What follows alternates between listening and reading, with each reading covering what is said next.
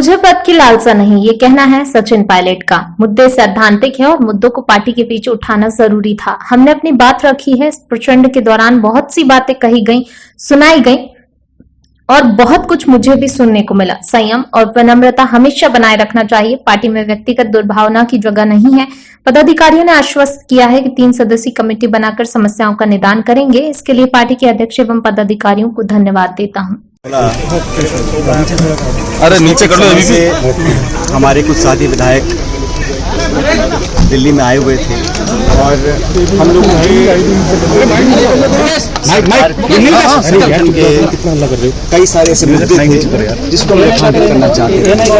और मैंने जो इशू उठाया था, चाहे वो देशद्रोह का मुकदमा एसओजी वाला हो या हमें काम करने का जो तरीका था, उसमें जो आपत्तियां थी, उन सब के बारे में हमने बताया। और मैंने शुरू से इस बात को कहा कि जो मुद्दे हैं वो सैद्धांतिक हैं और मुझे लगता था कि पार्टी के हित में उन बातों को उठाना बहुत जरूरी था।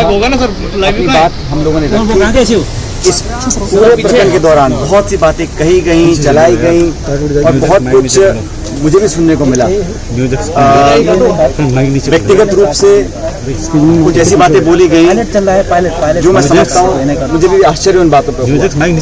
मुझे लगा कि संयम और विनम्रता हमेशा बनाए रखनी चाहिए। राजनीति में व्यक्तिगत दुर्भावना की कोई जगह नहीं है।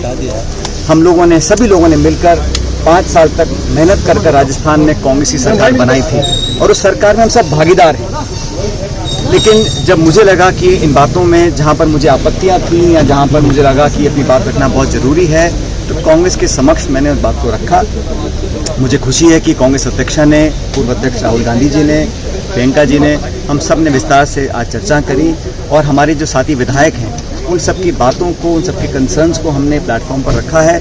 और मुझे आश्वासित भी किया गया है, मैं धन्यवाद देता हूं इस बात का, कि ये 3 सदस्यीय कमेटी बनकर बहुत जल्द उन तमाम मुद्दों का निराकरण करेंगे जो मुद्दे हम लोगों ने उठाए हैं। फिर कहना चाहता हूं, सैद्धांतिक मुद्दे थे, गवर्नेंस के इश्यूज से जो मैं चाहता था एड्रेस हों, ताकि पार्टी और सरकार उन वादों पर खरा उतर सके जिन बातों को कर हम सत्ता में आए थे। और पार्टी पद देती है, पार्टी पद ले भी सकती है। मुझे पद की बहुत लालसा नहीं है, लेकिन मैं चाहता था जो मान सम्मान स्वाभिमान की बात हम लोगों ने करी थी वो बनी रहे। राजनीति में आज 18-20 साल से मैंने जो योगदान दिया है व्यक्तिगत रूप से पार्टी के प्रति, पार्टी इस बात को जानती है।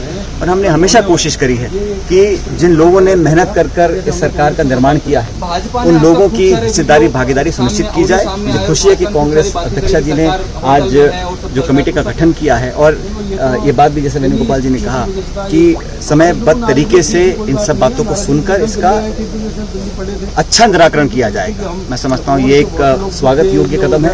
इसके लिए मैं कांग्रेस अध्यक्ष का धन्यवाद देना चाहता हूँ।